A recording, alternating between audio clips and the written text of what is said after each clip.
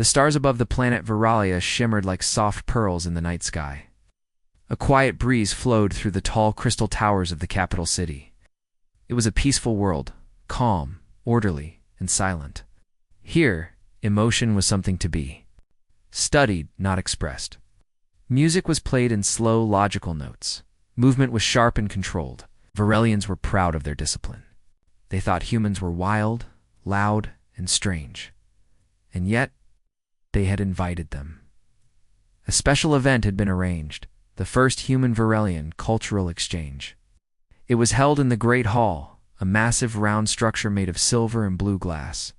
Thousands of alien guests sat in rows, their pale eyes focused on the stage. Their long robes barely moved, and their faces showed no feelings. Among the humans was a young man named Aaron. He was not a soldier or a diplomat. He had joined the cultural team as an assistant. He loved stories, music, and learning about other species. Most didn't notice him. He liked it that way. He could observe without being in the spotlight. As the event began, the humans performed songs and shared their history. The Varelians clapped politely, though without sound, just a gentle tap of fingers against their palms. Then came the final part of the presentation, human dance. The lights dimmed, the music started. It was soft at first, then grew faster. The beat moved through the room like a heartbeat. The human dancers stepped onto the stage.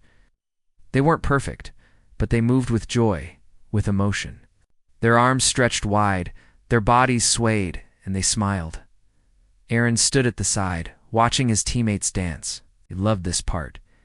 Music and dance told stories without words. They were real, honest, alive. He turned slightly and noticed someone in the shadows nearby. It was a Varelian woman. She stood alone, half hidden by a tall pillar. She wasn't clapping. She wasn't moving. But her eyes, wide and silver, were locked on the dancers. Aaron took a few slow steps toward her, keeping his distance. She didn't look away. Her gaze was sharp, almost confused, like she was trying to understand something deep and strange. After a few moments, the music faded. The dancers bowed. The Varelians tapped their hands again. The room began to light up, but the woman didn't move. She finally turned her head and looked at Aaron. "What was that?" she asked softly. He blinked. "You mean the dance?" "Yes, it's the way they moved." "Why?" He smiled a little. "Because it feels good. Because it tells a story. Because ... Sometimes we don't have the right words." She looked down, thinking. Her long fingers tapped gently against her robe. Then she looked up again. Her voice was even quieter than before. "Will you teach me?" Aaron was surprised. He glanced around. None of the other Varelians had shown any interest in learning. Many thought human ways were messy, but her voice wasn't mocking. It wasn't. "A joke, me?" he asked. "You want me to teach you to dance?" "Yes," he hesitated. "I'm not a dancer. I mean, I love dance, but I'm not trained. That is acceptable," she said. "I do not seek perfection, seek understanding." Aaron smiled more fully now. "Okay then, we can try." She nodded once, then added, "My name is Alira." He introduced himself in return. They stood there a moment longer. The hall began to empty as guests and officials left. Soft music played. In the background now, meant only to guide people out. "Come with me," Alira said suddenly. "There is a practice chamber nearby." He followed her through curved halls and glowing doors. The chamber was quiet and small. No windows, just a smooth floor and soft lights above. It's perfect for movement. She stood in the center and waited. "Should we use music?" he asked. "Yes, it's the one from before. If you can play it," he tapped on his small device and let the same human song play. It echoed gently through the room. "Okay," he said. "First try to feel the rhythm." "How?" "Close your eyes. Listen. Feel where your body wants to move." She obeyed. Her eyes closed. Her head tilted slightly. Her fingers twitched. "Now step to the left," he said, and swayed gently. "Like this." He showed her. She copied, stiff at first. Her movements were slow, unsure. Good. Now again. Don't think too much. As the music continued, Alira's steps became smoother. She tried to mirror him. At one point, she stumbled and let out a soft sound, half a laugh, half a gasp. She looked at him. This is ... unusual. Yeah, he said with a grin. But it's fun, right? She didn't reply, but she smiled, just a little. And that was enough. Alira returned to the practice chamber the next evening. She didn't speak much, but Aaron could tell something was different about her. Her steps were quicker, her eyes brighter. She seemed eager. He had brought a few short songs, each with a different rhythm. When he played the first one, a soft beat with a gentle flow, he watched her closely. Her body still moved a little stiffly, but now she tried to listen more. She didn't ask too many questions this time. She just moved. Getting it, Aaron said with a small smile. Try to relax your shoulders. She nodded. It is difficult. My body's not used to this. You'll get better. Dancing is like breathing through your feet. Your heart speaks, and your body follows. She looked at him curiously. Your people speak in poetry when explaining simple things, he said with a chuckle. But that's because simple things often carry deep meaning. She thought about that, then moved again one step, then two, then a small spin. Was that correct? She asked. That was perfect, he said. You don't need to ask me that every time. Dance is not about being correct. It's about what you feel. You do not speak of feelings this way on Varelia, she said. Emotion is meant to be understood, not followed. Aaron nodded slowly. Humans are the opposite. We often follow emotion first. Sometimes too much. But it's what makes us ... us. The music changed to a stronger rhythm. She tried to keep up but stumbled. Aaron reached out to steady her. She caught his hand, and for a second, their eyes met. Thank you, she said softly. You're welcome. After that moment, they kept going. Hour after hour, she moved, listened, and asked questions, not just about dance, but about human culture. She wanted to know why people danced in celebrations, why some cried during music, and why laughter could rise during joyful dances. Aaron explained the best he could. Sometimes dancing is just about joy. Sometimes it's about pain, too, but no matter the reason, it's a way to let something out. Alira nodded. People once sang songs during rituals. Very old songs, but that tradition faded long ago. The council believed emotion was a distraction. Now, even lullabies are rare. Aaron frowned. That sounds kind of sad. It is efficient, she replied. But her voice had a hollow tone. They finished practice, and as they left the chamber, Alira glanced around carefully. I did not tell anyone about these sessions. Why not? Because they would not understand. They might forbid it. Aaron didn't push, simply said, Well, if you ever want to stop, just let me know. She looked at him for a long second. I don't want to stop. The next few days passed quickly. Each night they met in the same chamber. Aaron brought different styles, slow dances, quick ones, joyful group movements, and quiet partner steps. One evening, he taught her to move to a fast beat. She stumbled and then laughed, breathless. Not a small, polite laugh, but a real one. It echoed through the chamber. She stopped, surprised by the sound that came from her own mouth. Was that, she asked, laughter, he finished for her. That's the first time I've heard you laugh. It felt strange. Did it feel bad? No, she said quietly. It felt ... freeing. Meanwhile, outside their small world, things were shifting. Other Varelians had started to notice changes in Alira. She walked differently now, with more expression in her steps. Sometimes, she hummed softly under her breath. Once, she was caught tapping her fingers to a beat only she could hear. A high council member, who was also her father, asked her one morning, Are you unwell, daughter? No, father. I feel well. You have been spending much time with the humans, yes? Are they influencing you?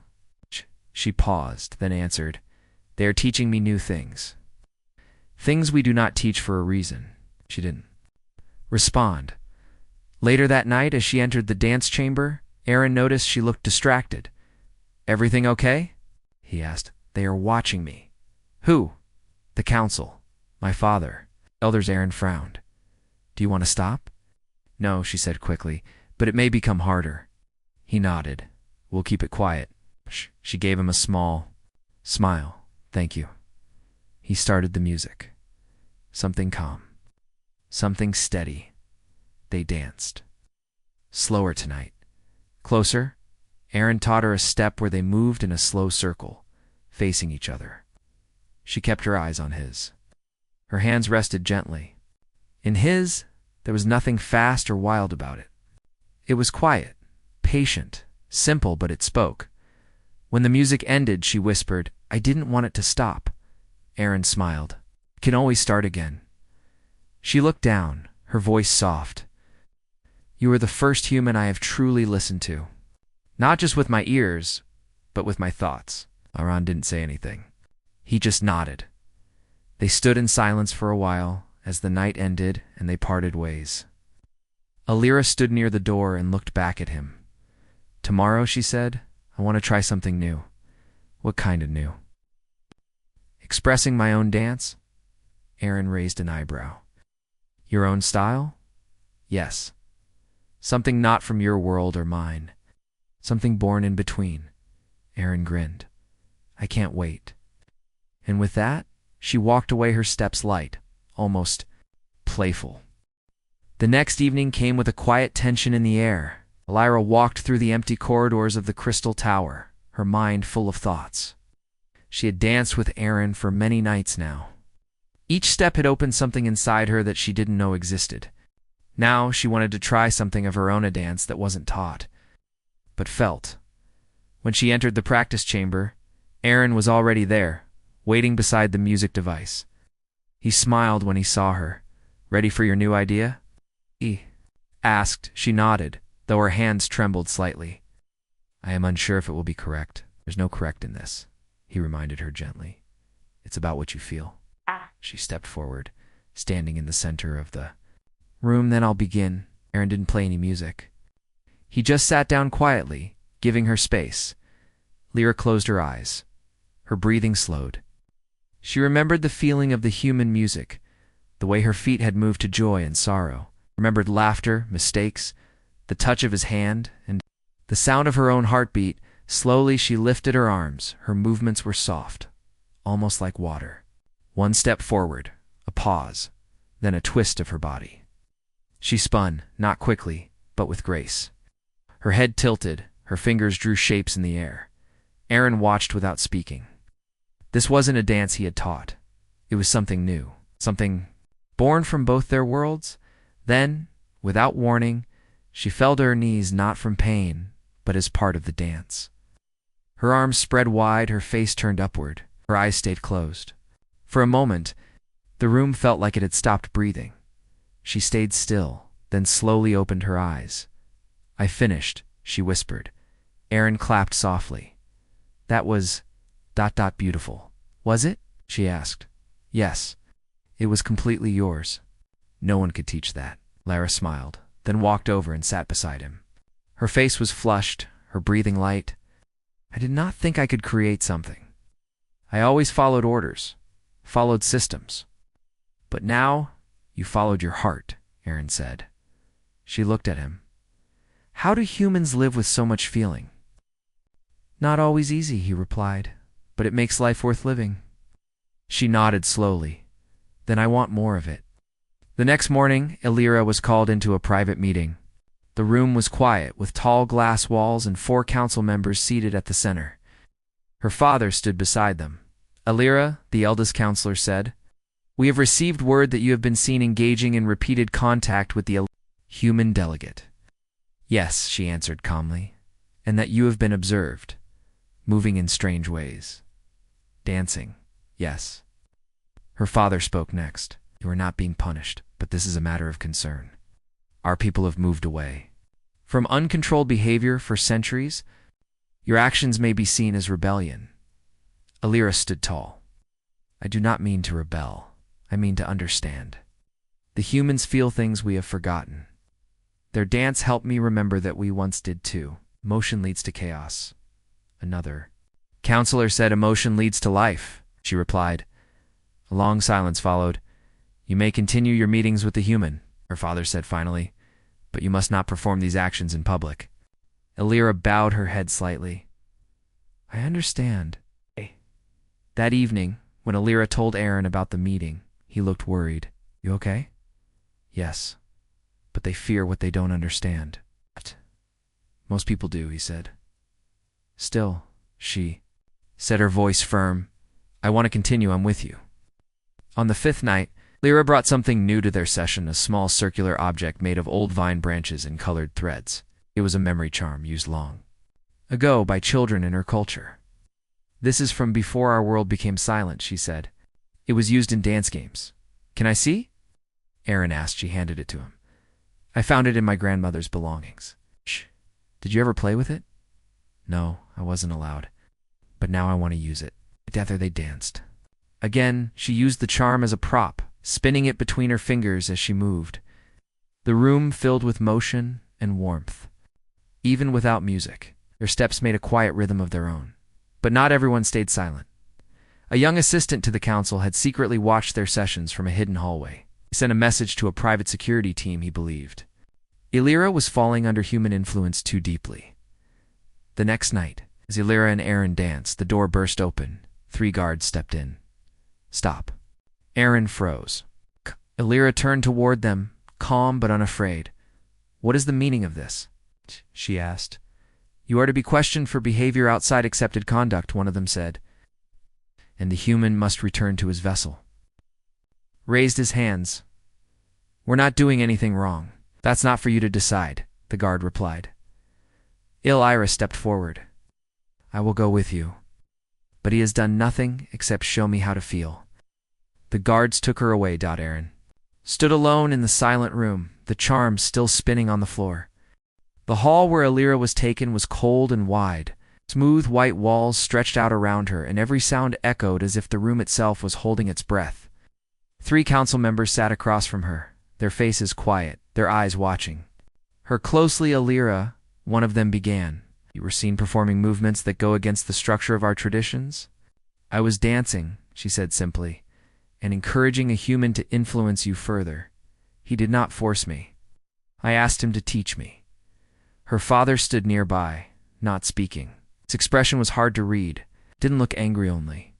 Distant. You are the daughter of a respected council elder, another voice said. Your behavior reflects on all of us. What message do you think you send by dancing in the night with an outsider? Elira stood tall. I send the message that we are capable of more, that we have forgotten how to feel. The human reminded me of something we buried long ago. A long silence followed. Then her father stepped forward. You are not being imprisoned, but you will step away from any public duties. You will not be allowed to meet the human again without permission. Elira met his gaze. Do you believe I've done something wrong? He didn't answer. Very well, she said. I accept the decision. Aaron waited outside the practice chamber. He wasn't sure if she'd come back. The charm she had used was still lying where it fell the night before. He picked it up, turned it in his hands, and sat quietly on the floor. An hour passed, 2 hours. Then he heard footsteps. Lyra entered quietly. She looked tired but calm. He stood up fast. You're okay? I am. For now, what happened? She explained everything. It's the council's warning, the limits placed on her, and her father's silence. I'm sorry, Aaron said. Do not be. They are afraid. That is not your fault. Do you want to stop this? No, she said. More than ever, I want to continue. She walked over and reached for the charm in his hand. I will not dance in the center of the city. Not yet, but here, in this place. I will not stop moving. Kept their meetings quiet after that. It's only in late hours. No music through speakers, just small handheld tones or quiet tapping on the floor. They practiced new styles, sometimes creating their own. Lyra became more graceful, more expressive. She smiled more now. Her voice grew warmer, her words easier. Aaron watched the change with quiet awe. One night he asked, Have you always wanted this? She paused before answering. When I was a child, I used to spin in the garden when no one watched. I didn't know it was dancing. I just knew it made me happy. But one day my teacher saw me. She told me to sit still and not waste time with meaningless movement. I never spun again. Till now, Alira nodded. You reminded me of who I was before they told me who I had to be. Aaron smiled softly. Then this has all been worth it. But word of their late meetings had begun to spread again, not from spying, but from the small changes that began showing in others. Younger Varelians started copying Alira's walk. A soft rhythm could sometimes be heard in the hall steps of feet, flicks of fingers, humming tones. Something was growing, even if it was quiet, the council noticed. One morning, Alira was called again, this time to a public gathering. Hundreds of citizens were seated in the great observation hall. The council stood at the center. The room was still. Lalea entered from the side, surprised by the crowd. Her father motioned for her to step forward. You are not on trial, the elder counselor said, his voice clear. But we believe your behavior has created ... confusion and some concern. A whisper moved through the audience. We ask that you speak now, he continued, and explain why you dance. What purpose it serves. Why we should allow this change. Lyra's heart beat faster. She looked around. So many eyes on her then. She saw someone at the back, Aaron. He had slipped in quietly. No one had stopped him. He gave her a tiny nod. She stepped forward. We live in peace, she began. In order. In logic. These things have made our society strong. People nodded, but we have forgotten something. We have forgotten what it means to feel joy, to feel sadness, to cry, to laugh, to move freely. She paused. When I first saw the humans dance, I didn't understand. I thought it was wild, unnecessary. But something in me reached out. And when I danced, I remembered who I was. Looked out at the people. I am not asking you to break your rules. I am not asking you to abandon your ways. I am asking you to remember what you buried. Your soul, your stories, your rhythm. No one moved. No one spoke. She took a deep breath. And if you don't believe me, then let me show you. Without waiting, she stepped to the center and began to move. No music, just her. Her steps were slow, but full of meaning. She raised her arms, spun once, fell gently to one knee. She moved not to impress, but to express. The hall was silent when she stopped. She looked up. The room remained still. Then from the far back, someone clapped once, then again, and slowly. Others joined, not a loud applause, but a soft, respectful sound. It's different from the quiet hand taps of before. Lyra smiled. The council didn't stop it. They only watched, and in that moment, something shifted. The hall slowly emptied after Alira's performance, but the feeling in the air stayed behind. Her steps, her calm expression, the quiet meaning in her dance had touched something deep inside those who watched. No one shouted or cheered. That was not the Varelian way. But their eyes had changed. Their silence no longer felt cold. It felt full. Alira stood at the edge of the stage. Her hands were still, but her heart was racing. She didn't know what would happen now. Would she be punished? Would she be praised? Neither came. The council simply nodded and left without a word. Aaron found her standing alone near the exit. You were amazing, he said, his voice quiet but full of pride. I was afraid, but you still did it. She looked at him. I wasn't just dancing for myself anymore. I was dancing for everyone who forgot how. He nodded. You reminded them. They walked together through the empty corridors. The lights above flickered softly. Their steps made a soft echo across the smooth floor. I wonder what they'll do now, Alira said. The council. Probably meet in a big room and argue, Aaron replied with a smile. But change doesn't need permission. It just needs someone brave enough to start it. She looked at him with a warm smile. I'm glad that someone taught me. That night, Alira returned to her home. Her father was waiting. He sat in silence at the table, his hands folded neatly in front of him. She entered slowly. Unsure of what he would say, "You danced before the entire council," he said without looking up, double quotes, "Yes. You could have lost everything. I was ready for that." He finally looked at her. His expression was not angry, but full of something else. Thoughtfulness. Maybe even respect. "You reminded me of your mother today," he said. His eyes widened. "She used to dance," he nodded. "A long time ago, before the council tightened the rules. She stopped when you were born. She wanted you to have a better life, one that was safe, respected. I never knew. We don't speak of those things now, but watching you today brought back memories." He stood up and walked to the window. "I'm not sure what path you've started," he continued, "but it's one only you can walk now." Elira stepped beside him. "I hope others walk it too." In the days that followed, something unusual began to spread through the city. A few young Varelians began practicing dance steps in quiet corners. Not boldly, not loudly, but they moved. Some used old charms like Elira had. Others tapped patterns into the walls. Small gatherings formed. Just a few people each, where music was shared. Human music, mostly. The council didn't stop it. They watched, and that silence spoke volumes. Aaron continued his work with the human cultural team.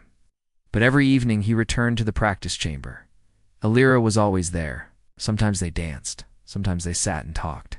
Other times, they just listened to soft music, letting the rhythm fill the room. One night, Elira sat beside him with a thoughtful look. "You'll be leaving soon, won't you?" Aaron nodded. "In a week, the exchange program is ending." She looked down. "I thought I had more time. So did I." A quiet pause passed between them. "I want to give you something," she said. She reached into her bag and pulled out the old memory charm she had danced with. "This belongs to your people," he said. "No," she replied. "This one belongs to both of us now." He helped bring it back to life, held it carefully like it was something precious. "Thank you," he said. "Will you forget me?" she asked suddenly. "Never," he answered. On the final night, before his ship was set to leave, Aaron received a message from Lyra. "Meet me in the public square. After sunset, bring music." He arrived just as the lights of the city were dimming. The square was quiet, a wide open space surrounded by tall glass structures. He saw her standing in the center, alone. "You're sure about this?" he asked as he walked up to her. "Yes," she said. "Tonight, I want them to see everything. Not just movement, but freedom." Slowly, others began to arrive. Young ones, older ones, families, even a few council members. No one had announced the gathering. It had simply happened. Aaron set the music to play. A soft, slow beat. Lyra stepped forward, alone at first. She moved with grace and feeling. Every step was a message. Every motion told a story. Others began joining her one by one, not perfectly, not in sync. But together, the square filled with slow movement and quiet music. For the first time in generations, Varelians danced under the stars. Aaron stood at the edge. Watching with full eyes, Lyra looked at him once, during a turn, and smiled. That night, the city didn't return to silence. Something new had begun. Not a revolution, not a rebellion, a quiet return to feeling, a memory brought back to life, and at the center of it all stood one human hand, one brave Varelian who had once whispered, "Teach me." The morning after the dance in the public square, the city felt different. Small groups of Varelians moved through the streets with lighter steps. Some hummed soft tunes under their breath. Children played games that involved swaying and spinning. The cold order of before was melting slowly, placed by something warmer. Elira stood by a large window in her home, watching the city below. She held the old memory charm tightly in her hands. It had become a symbol not just of dance, but of change. Of hope. Aaron was still on the planet, preparing for his departure. He had spent many days learning about Veralia and many nights dancing with Elira. Their bond had grown deeper than either had expected. "Will you come back?" Elira asked quietly one evening. Aaron smiled. "If you keep dancing, I will always find a way. She laughed softly. Then I must dance forever. Ow. News of the dance spread beyond the capital. Other cities sent messages asking for lessons, for music, for the chance to join. Illyra was asked to teach. It's not just the young, but elders too. The council decided to allow her to form a small group dedicated to the ancient arts music. Dance. Expression. It was not a full return to the old ways, but it was enough to begin. One day a council meeting was held. Lyra and Aaron were invited. The hall was filled with important figures. The air was tense. We have watched the changes, the head counselor began. And while some resist, many see the value in what Illyra has done. He turned to Illyra. Your courage has sparked something we cannot ignore. She bowed her head respectfully. I only wished to remember. The council voted to support the formation of a cultural center, a place where Varelians could explore dance, music, and stories once more. The room erupted in quiet applause. Illyra, his father, approached her after the meeting. His eyes held pride. You have honored your family and your people, he said. Your mother would be proud. She smiled, tears shining in her eyes. Thank you, father. Aaron's departure day arrived. The ship stood ready on the landing. Pad, Illyra, and Aaron met one last time before he left. I will miss this place, he said softly, and I will miss you.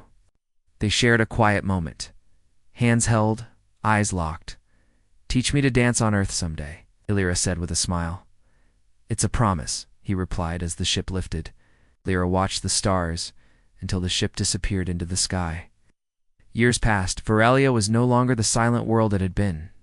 Music played softly in public places. Children learned dances that told stories of joy, sadness, and hope. Elders shared old songs once forgotten. Lil became a respected leader in the cultural center. She taught many. Her stories spread across. The star's a story of a human who showed an alien how to feel one evening. Under a sky full of stars, Illyra stood in the square where she had danced long ago. A young Varelian approached her. Teacher, the youth said, your dance changed my life. Illyra smiled.